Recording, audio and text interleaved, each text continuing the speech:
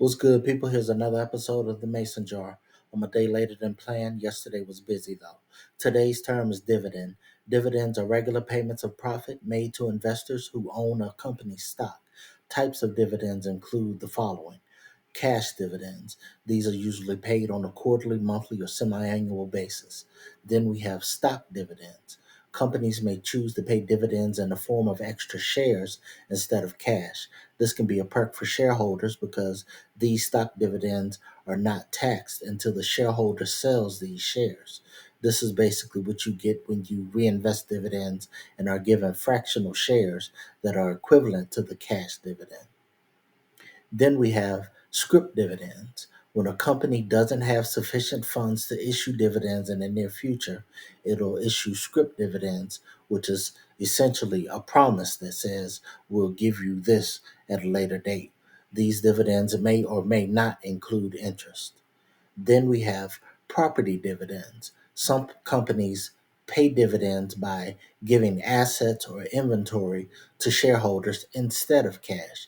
They use the fair market value of the asset to determine how much each shareholder should receive. Then we have liquidating dividends. This is the type of dividend paid to shareholders during a partial or full liquidation of the company.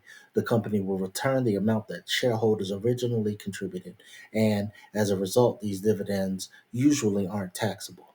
How often are dividends paid?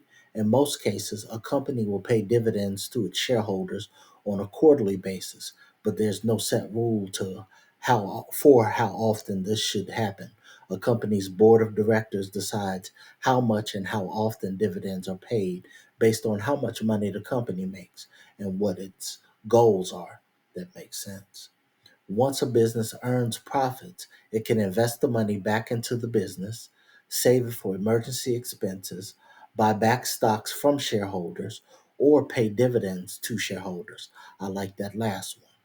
You can determine when and how much you should expect to receive in dividends by paying close attention to the dividend yield, declaration, ex-div date, and payment dates. It's important to keep in mind that you won't always receive a div payment.